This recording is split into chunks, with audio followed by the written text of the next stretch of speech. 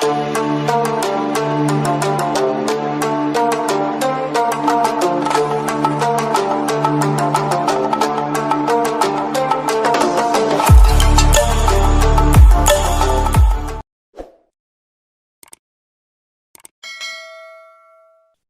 to the Hyperpolyglot Activist, Learn Languages, Make a Difference. My name is Dr. Carlos Yebra Lopez, and today we're going to explore what is arguably the most important lesson in Spanish, the subjunctive. First of all, what is the subjunctive? Now, it is a mood. It is not a verbal tense, but a mood. We have three moods in Spanish: indicative, subjunctive, and imperative. And what is it about the subjunctive that distinguishes it from the imperative and the indicative? Well, the subjunctive is used to express hypothesis, doubt, possibility, or desire, in contrast with the indicative and the imperative. It is also the case that the subjunctive typically appears within a subordinate clause of compound sentences. Now, what is a subordinate clause and what are compound sentences? Well, first of all, we have simple sentences, meaning sentences that have one conjugated verb, as in, busco una secretaria, I'm looking for secretary. Then we have compound sentences, meaning sentences that contain more than a clause with conjugated verbs. For instance, busco una secretaria que hable 3 idiomas. I'm looking for a secretary that speaks 3 languages. Now, here we have more than one clause. The first clause being, I'm looking for a secretary, and the second clause being, that speaks 3 languages. And then we also have more than one conjugated verb, right? We have busco, I'm looking for, and que hable, that speaks. And what we're saying is that the subjunctive tends to appear in these type of sentences, in compound sentences involving more than one clause and more than one conjugated verb. Now, what is a clause? A clause is a phrase that contains a conjugated verb and is part of the complete sentence. Now, there are 2 types of clauses. Main clause, which is the clause of the compound sentence that has the most semantic weight and can be modified by a subordinate clause. For instance, busco una secretaria in the above sentence, I'm looking for a secretary. And then we have the subordinate clause, or cláusula subordinada, which is the clause within the compound sentence that modifies or complements the meaning of the main clause. And this subordinate clause cannot exist without the main clause. So in the compound sentence, busco una secretaria que hable 3 idiomas, the main clause is busco una secretaria, and then we specify something about that secretary, i.e. que hable 3 idiomas, that speaks 3 languages. But that que hable 3 idiomas is subsidiary to the noun secretaria. It specifies something about that secretary. So remember, the subjunctive mood expresses hypothesis, doubt, possibility, or desire, and tends to appear within a subordinate clause of a compound sentence. What are those clauses? We're going to see 3 types of clauses and then an exception to the rule. So when the subjunctive mood appears within a subordinate clause, that clause is either nominal, meaning a noun clause, adjetiva, meaning an adjective clause, or adverbial, an adverb clause. And then we have usos independientes, which means occasions in which the subjunctive mood appears, but is not as part of a subordinate clause, but rather as part of a simple sentence. Now let's break it down. Cláusulas nominales first. Well, noun clauses are subordinate clauses that function as a noun. Take, for instance, the compound sentence recomiendo, which will be the main clause, and then que estudies mucho español, which will be the subordinate clause. Recomiendo que estudies mucho español. I recommend you study a lot of Spanish. It's a full sentence with a main clause, recomiendo, and a subordinate clause, que estudies mucho español. Now, that subordinate clause is a noun one. Why? Because everything within that subordinate clause can be replaced by a noun, and the sentence will still be grammatically correct. For instance, Recomiendo libros. I recommend books. Is the sentence still grammatically correct? Yes. Therefore, the above, que estudies mucho español, functions just as a noun would. Now, those subordinate noun clauses must be in the subjunctive mood if the main clause, the recomiendo part, expresses WEIRDO. And WEIRDO is the acronym for the following. The W stands for wish. For instance, quiero que hables en clase. I want you to speak in class. Quiero will be the main clause, and que hables en clase would be the subordinate clause, in this case, a noun clause. So because quiero expresses a wish, I want, then the conjugated verb within the subordinate clause will be in the subjunctive mood, que hables, as opposed to que hablas, which will be present indicative. Because that verb, hablar, hables, depends on the verb from the main clause, which is a verb that expresses a wish. The E in WEIRDO stands for emotion. For instance, me alegra que hables en clase. I'm glad you speak in class. Again, I'm expressing an emotion about a fact. Therefore, the verb that I use to say que hables en clase, to say that you speak in class, has to be the subjunctive mood because it is subordinate to the verb in the main clause, one which expresses emotion. Me alegra, I'm glad. The I stands for influence. When we're trying to influence the behavior of other people, as in, sugiero que hables en clase. I suggest you speak in class. I'm trying to get you to speak in class by saying so. Therefore, the verb that is in the subordinate clause, hables, is going to be the subjunctive mood because it depends on the verb in the main clause, one which expresses influence. Now, the R stands for requests. We're asking for something, right? So we say, pido que hables en clase. I ask you to speak in class. I ask that you speak in class. Again, the verb in the subordinate clause has to be in the subjunctive mood, hables, because it is subordinated to the verb in the main clause, which expresses request. Pedir, pido. I ask. I request. The D stands for denial, disbelief, or doubt. For instance, if I say, es falso que hables en clase, it is false that you speak in class. Again, hables has to be in the subjunctive mood because it is subordinated to the main clause, one where denial is expressed. Es falso, it is false. And finally, the O stands for ojalá, as in ojalá hables en clase. I wish you speak in class. May you speak in class. And it has a little asterisk here because ojalá does not require a compound sentence, as you can see in the example.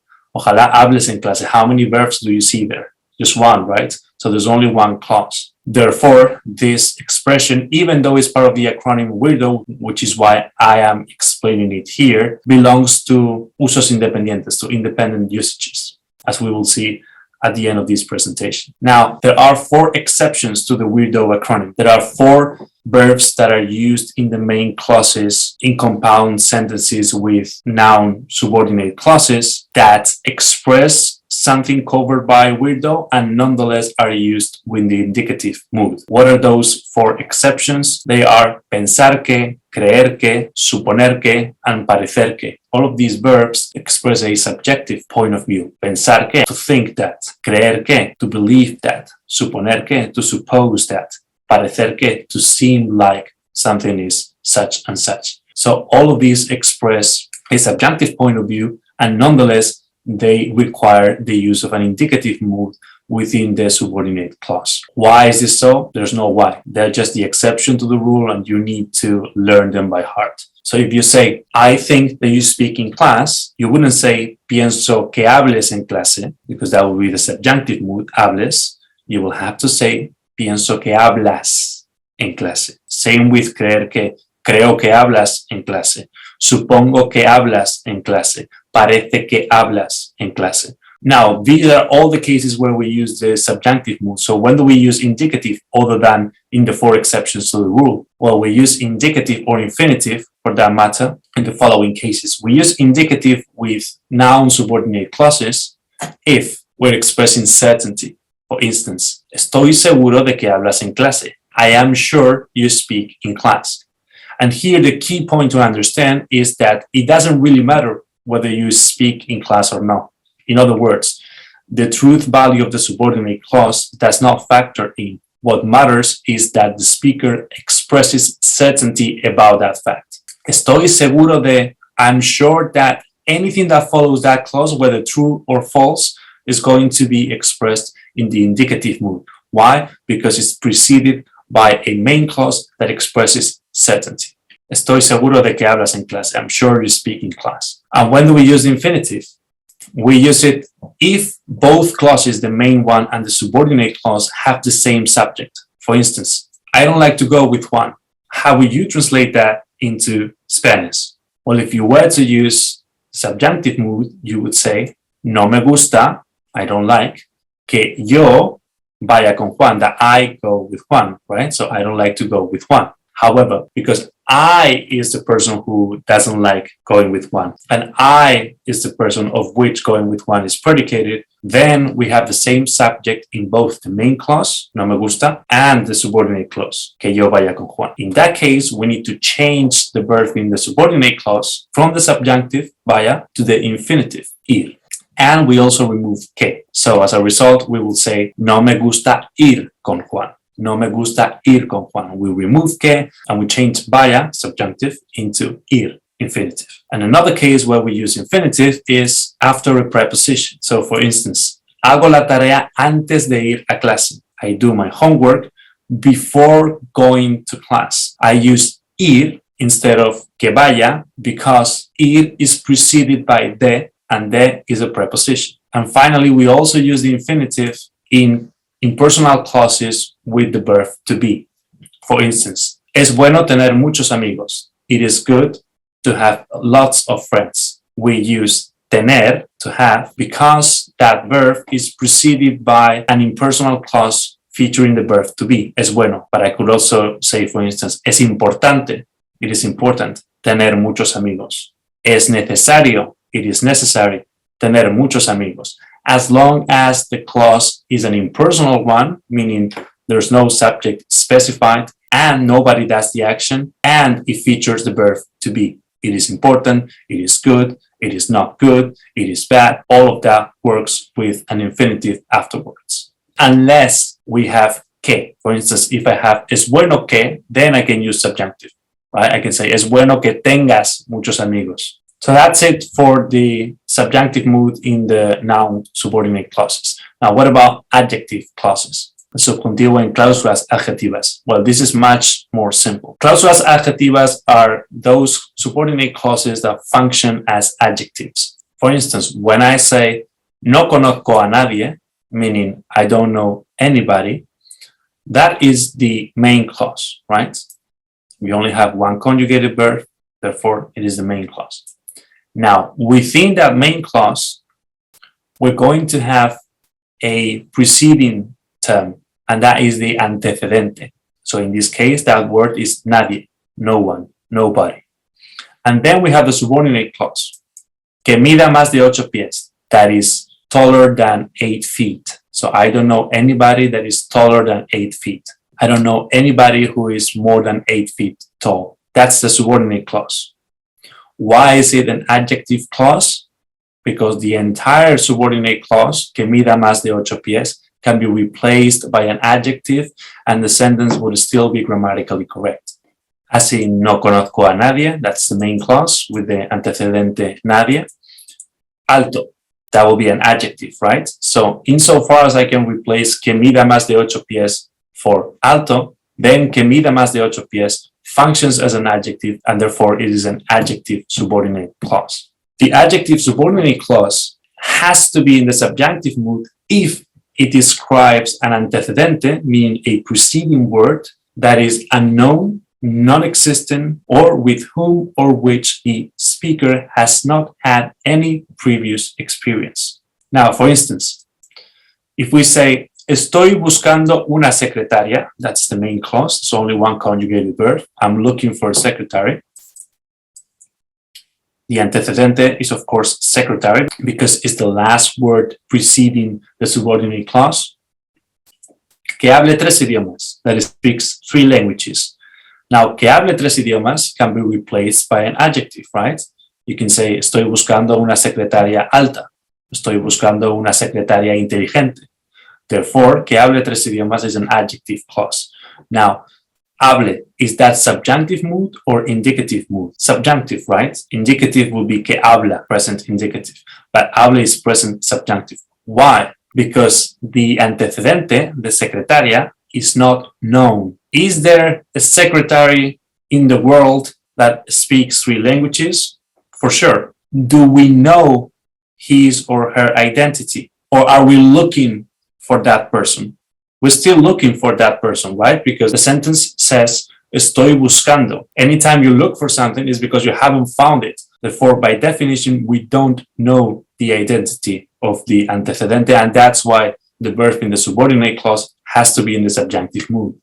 Or, quiero conocer a una celebridad. I want to get to know a celebrity, and then que trabaje en Hollywood.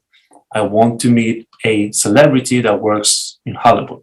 Now, why is it que trabaje in the subjunctive mood as opposed to que trabaja in the indicative mood? Well, it is because I still have not met this celebrity. I don't have any previous experience with this celebrity at the time of the utterance. Therefore, subjunctive. So if these are the cases where the subjunctive is used in adjective clauses, when is the indicative used? Well, in exactly the opposite case. The indicative is going to be used whenever we know the exact identity of that person or thing, or we have experience with that person or thing. For instance, tengo experiencia trabajando con personas. I have experience working with people. That is the main clause. What is the antecedente? Personas is the last preceding word before the subordinate clause. And then the subordinate clause, que son muy inteligentes.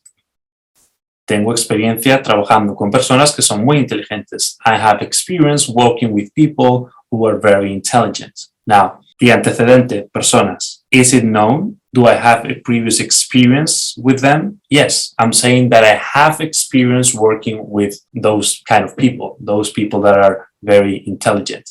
Therefore, the subordinate clause is going to require an indicative mood, son, as opposed to sean, which would be the subjunctive mood. So, tengo experiencia trabajando con personas que son muy inteligentes. Or, another example, conozco a muchas mujeres, I know a lot of women, antecedente mujeres, que trabajan muy duro, that work very hard. Again, do I know those women who work very hard? Of course, I'm saying that conozco a muchas mujeres que trabajan muy duro. Again, it doesn't really matter whether I know those people or not.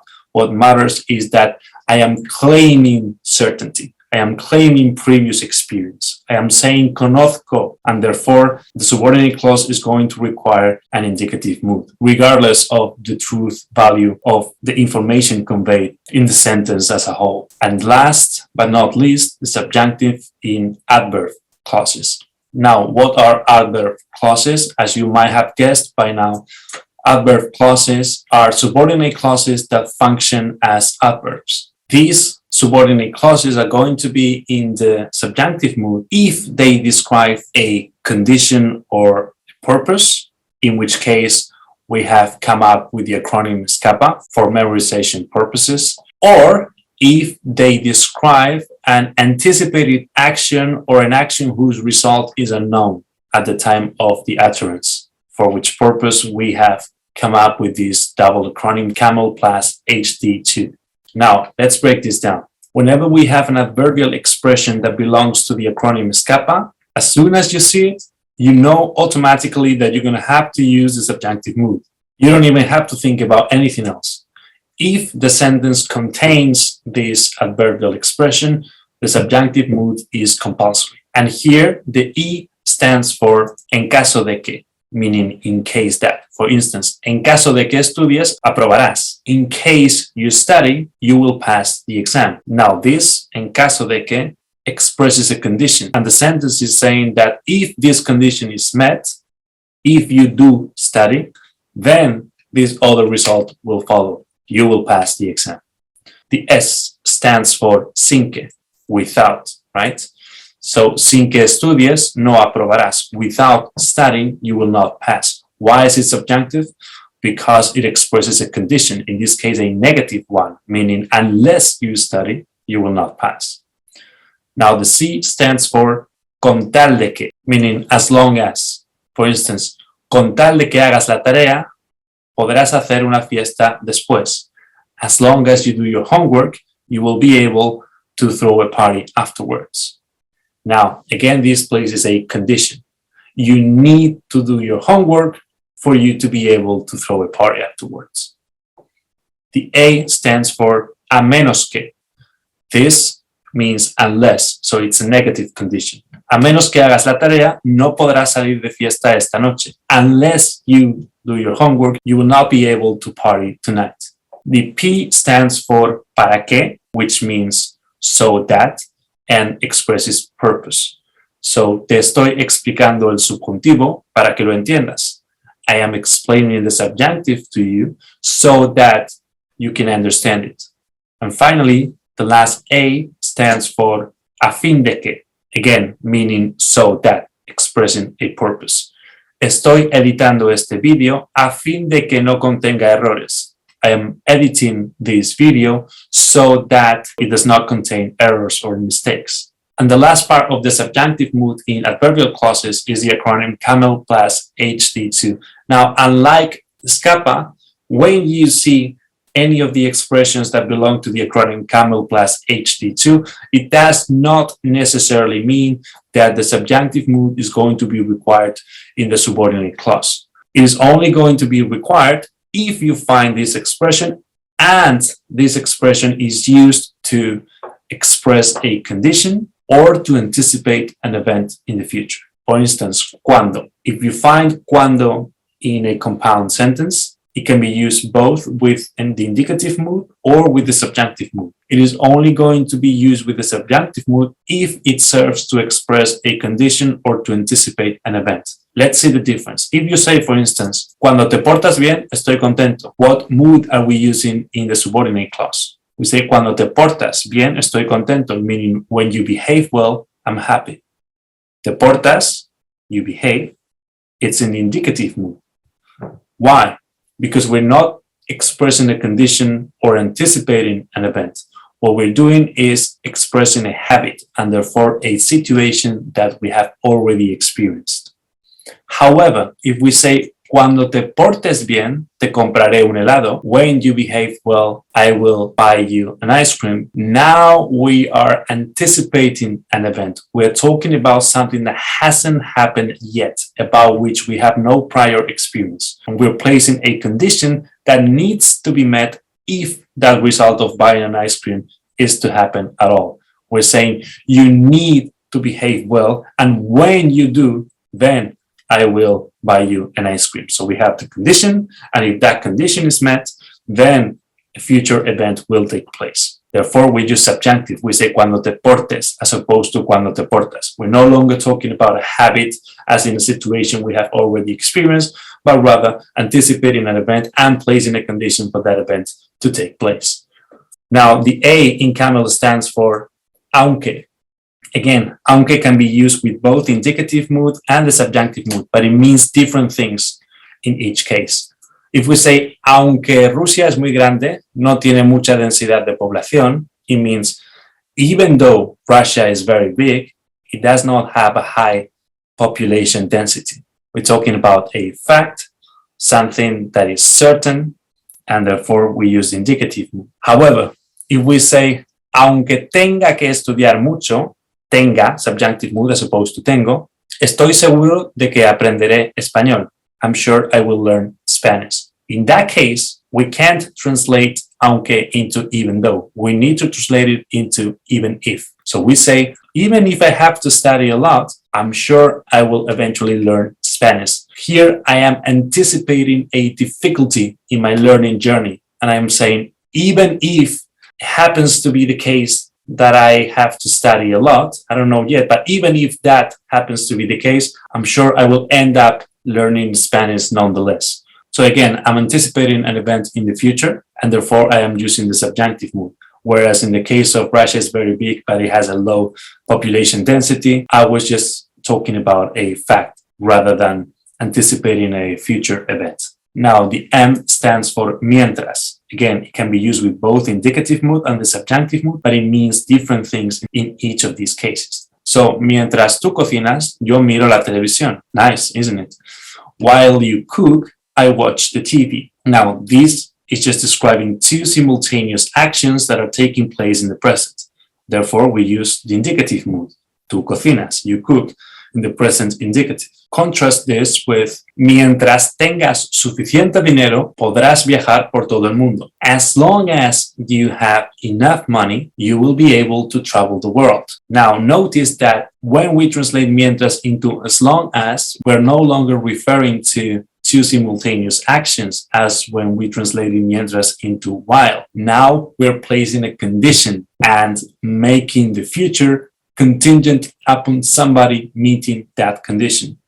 As long as you have enough money, if you have enough money, provided you meet that condition, then something will ensue in the future, which is the fact that you will be able to travel the world. Condition and anticipation of an event, therefore subjunctive mood in the subordinate clause featuring the adverbial expression, in this case, mientras. Now the E stands for en cuanto o tan pronto como, meaning as soon as.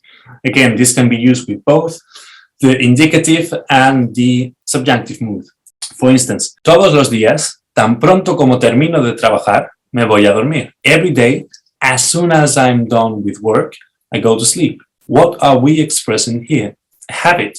That's why we say todos los días. That is a marker of habits, right? So it's a situation we have already experienced.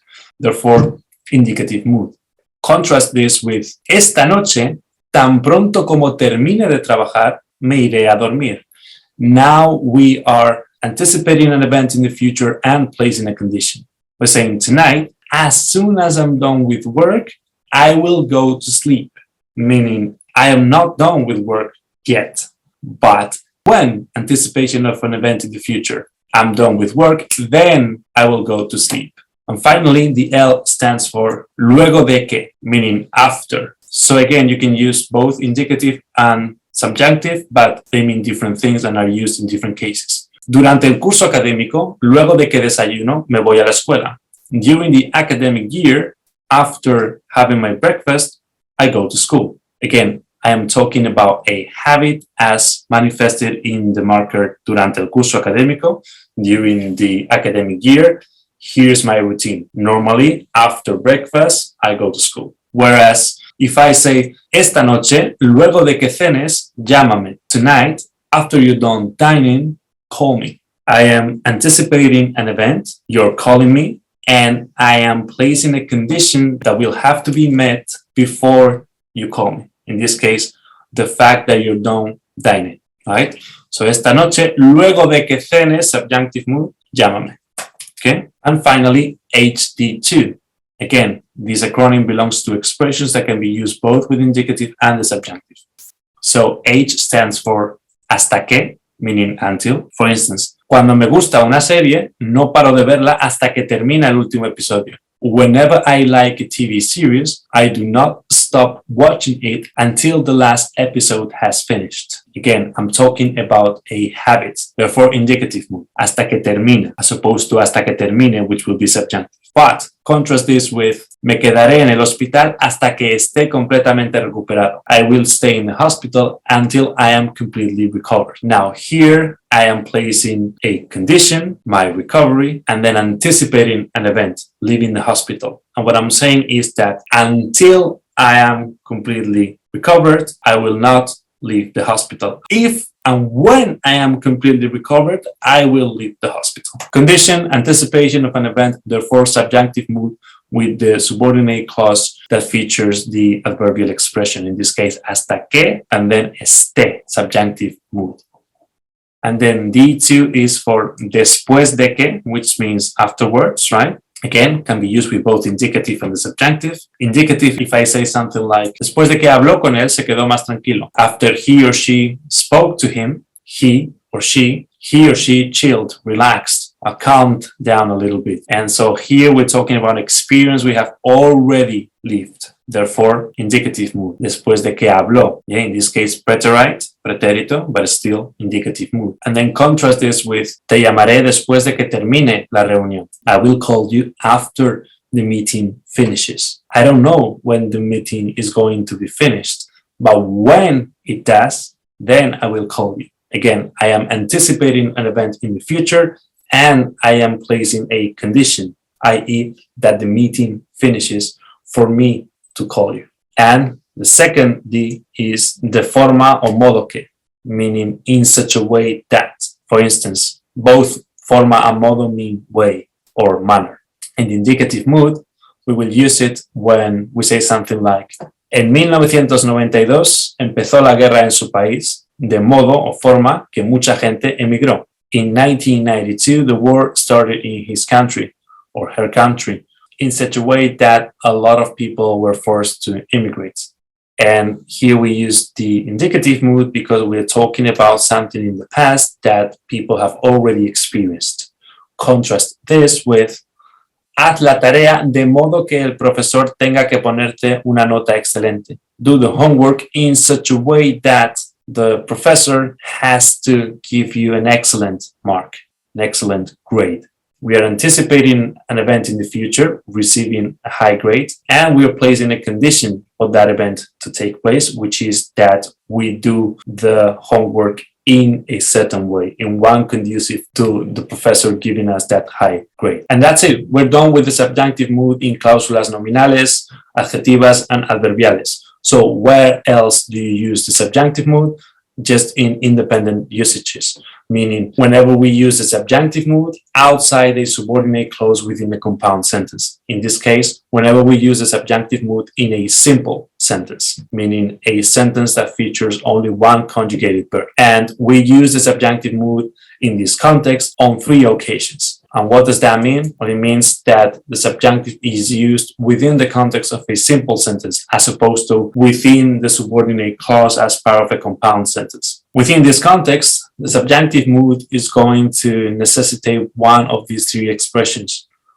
Ojalá, for instance, ojalá ganes la lotería or ojalá que ganes la lotería. This K is optional, hence why it's in between brackets. May you win the lottery. I wish you win the lottery. Tal vez, meaning perhaps. Tal vez conozcas a alguien famoso. Perhaps you know somebody who's famous. Or quizás, again, maybe. Quizás llegues a ser campeona olímpica. Maybe you will become an Olympic champion. And here you can use both quizá minus the S or quizás with the S. Both are interchangeable. And that's it. That's all from me. Those are the cases where you use the subjunctive mood with noun clauses, adjective clauses, adverb clauses, and independent usages. I hope this allowed you to finally get the basics of how to use the subjunctive in Spanish. And if you have any questions, doubts, or comments, please write them down below. And as always, thanks for watching.